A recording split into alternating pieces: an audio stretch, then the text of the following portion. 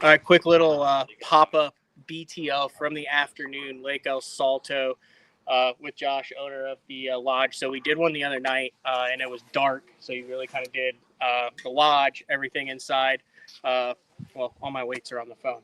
I was trying to do that. We did 33 pounds on top water this morning between a lunker, plunker, and a spook. Darren had to change his hooks because they straightened them all out. I had changed my hooks. I had 2X EWG short shank number 4 gammies on. Like, that's a badass hook. It is. And one of them ate it. And the problem is, what are the types of dead trees that are out there? It's like, you know what type of trees those are? I'm not certain. There's the beautiful ones that are all perforated. Those now, are what are the ones? A Brazil tree. Yeah. Okay. Now, what are the? Okay, so we'll just say it was a dead Brazil tree. This thing torpedoes it, heads towards a Brazil tree. You have to stop them. You do. And it kept going, and it straightened out a hook that literally cannot be straightened out. Like that is the best hook that I have ever found that you can still use on a top water without altering the action. Yeah. And I got it in, and that thing was straight out. And I just looked at the guy to well, and he's like, at least 8. But I mean, that's the kind of stuff that happens down here. But I mean, like, we were having 5.11 to 6.12s eat it, and it was fun. We had 8 over 6 eat it this morning that we landed. So I mean, that's a hell of a day. Dude. That's the best top water fishing, I think. Where else can you do that in the world? This lake is it. It's one of the best, if not the best, topwater lake in the world. So awesome. All right, we're gonna do a quick little live. We're gonna show what happened. So yesterday we said, what's the rundown of the day? Just do a rundown of the normal day. So kind of where we stand right now. Coffee's ready early, 4:30. If you're an early riser, you can go help yourself self-serve in the kitchen dining area. But 5:30, there'll be a knock at your door with a pot of coffee. Cream, sugar, however you like it. You can dress it up. Come on out for breakfast. We like to be fishing no later than 6:15, 6:30. Let's go fishing. Lunch is around noon, 11:30. You can take a break as long as you like. It's kind of up to you. Just communicate with your guide. That's you what want to go right now. Back out, or you want to take an hour siesta. Some people take a nap.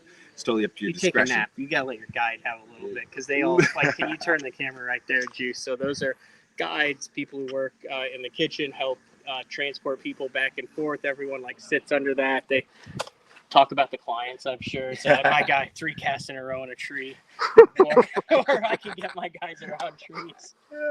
So I mean, are you fluent in Spanish too, or semi? I can communicate. You could tell like sometimes the guys. I can tell if they're making fun of us. Okay, yeah, no, sometimes you can tell, but all really good, like awesome. Like I know Louis was saying last night, who he was fishing with, was like, "Can you make a risky cast?" And Louis like, "Well, I'll try."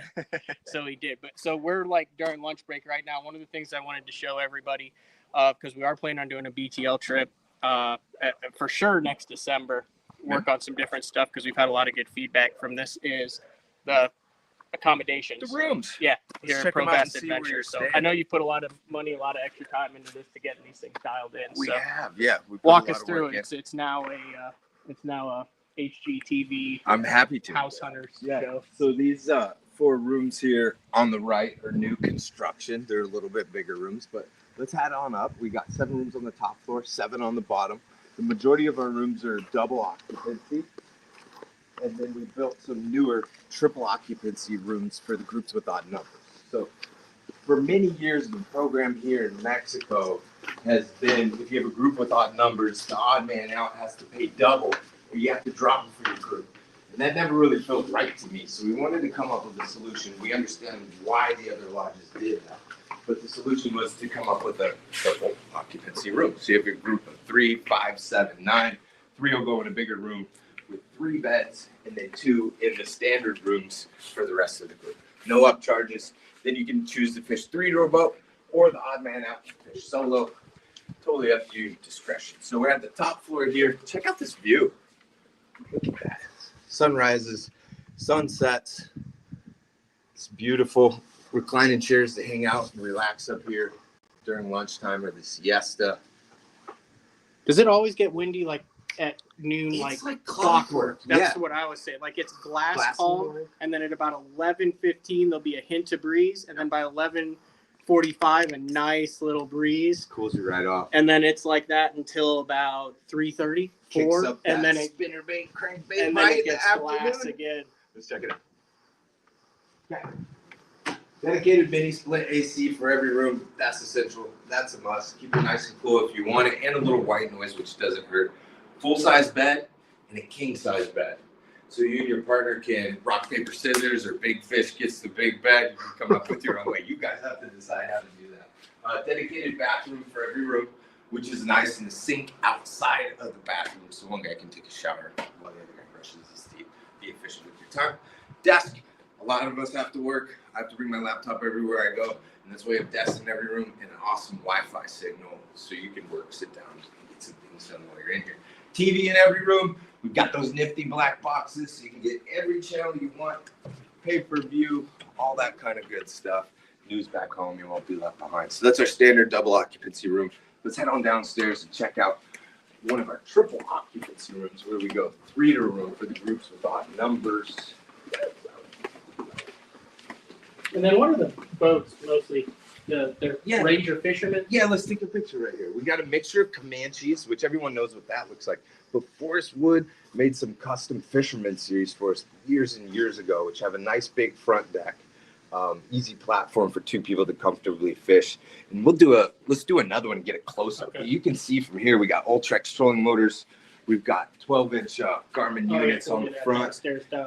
Down scan, side scan. They all have that San Diego Team Series sticker on the that kind of stuff. That those were like a bulk purchase from that Team Series trail back in the day. I wish they still made those fisherman series because they're so popular. That front deck's huge, it's bigger than any basketball.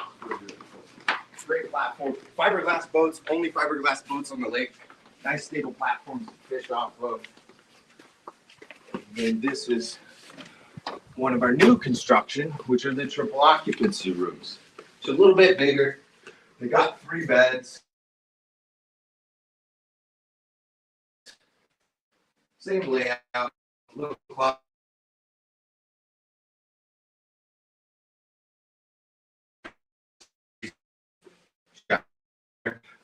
Hydroponic adventures Lake Salto, guys. Yeah, let's go. So all of the electronics came from Fast Tank. Shout out to Scott. Yeah, Scott hooked him up there. Hooked up all of it. It was crazy. When I got fishing, you looked at it like, oh, Fast Tank, because you got all the knobs and stuff on that. With the Bass Tanks that watch that sponsor BTL, but I mean, you can't fish out of it. I mean, there's nothing else on the lake, especially in El Salto, that has anything remotely close to this. So walk us through what all of so spot lock trolling motors is important because, as we mentioned earlier, it's windy every afternoon and it howls. And most of our competitors have a single low horse tiller on the back, so they're always facing back into the wind. And you can just customize and position your boat a number of different ways with the Ultras. The guide sits in the middle and can use a remote to control it, but if you know how to scope and you're comfortable, put your foot on the trolling motor and take control. Pan left, pan right. I mean, you guys know me. I like to scope. I like to run the trolling motor. I'd say this week I fished with Juice. Thanks again for doing the camera work, and then also Darren. I'd say I've ran the trolling motor 20% of the time, and the rest of the time the guide has it with the little thing around his neck. He'll point you. He'll come up front, and he'll say, right there.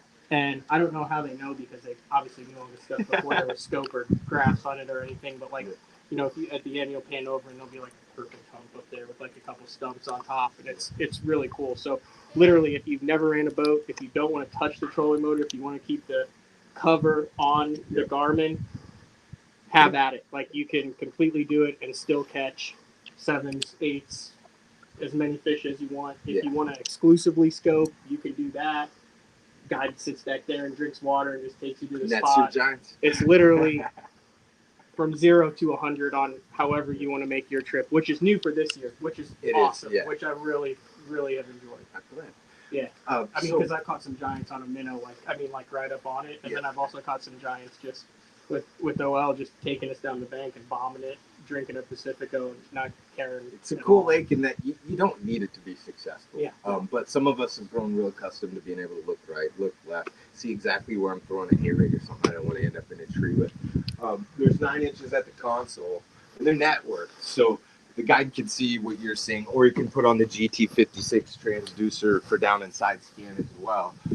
or network them together and control the trolling motor and the live scope remotely while sitting back here. So what's been the feedback from? I mean, these guys have been down here anywhere from what 5 to 30 years. Yep. Guiding. Yeah, What's very been the tenured feedback team on the new technology? Because I would imagine like that would be hard to adopt for someone who's been so comfortable doing the same thing every day. One thing it showed me is how good these guys are, because there's little 20 by 20 pumps out there that are come up to 15 feet in the middle of the lake. And they through triangulation, looking at a tree here and a stick up there, they know exactly where it is. And yeah, they can be precise and see where on that area the fish are located. But this is letting me see just how well these guys really know the lake.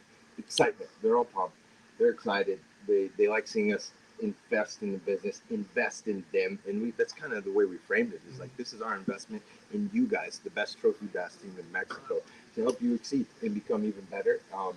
And there's a curve, and we came down and installed all this, spent some time training them, and just flattened that learning curve right off. I think they're off to a great start this season. First season with all this new technology, so the guys are soaking it up, learning down scan, side scan, forward facing sonar. It's been fantastic. The other thing I want Got to show a lot of giants this season is when you get picked up at Mazatlan.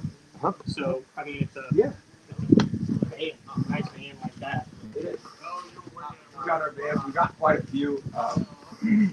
Some are 12, some are 15. But as soon as you clear customs in Mazatlan Airport, which is the local airport for Lake El Salto, it's about an hour and 20-minute shuttle ride. Our guys inside wearing Pro Bass Adventures gear, waiting as soon as you clear customs. Grab your bags, load them on the roof rack, strap them down. There's a cooler full of cold beverages inside, and it's straight to the lake. Get some food, get your loaner fishing rod, get fired up for the next day. Customs super easy. Like, don't bring any food. Yeah. And they'll look through your stuff if you bring a roll of chew or some nicotine or something like that. But that's about it. Like, I mean, it's pretty mellow. So, I mean, for international, like I've done Japan and Europe and stuff this year. Mexico, they let you get down here a little easier.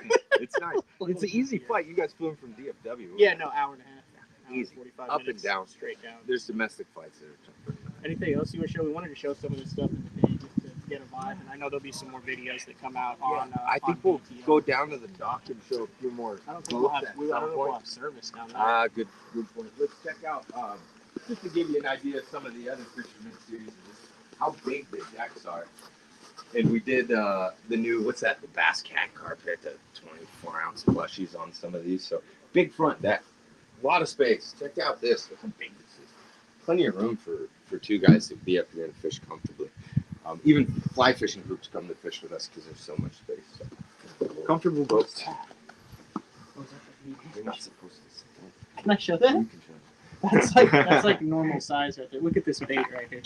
Look at this thing is absolutely shredded on the back, through the nose. Look at the freaking bite marks and teeth marks on that thing. This is a big swim bait lake. These fish like big baits, big top waters, big swim baits.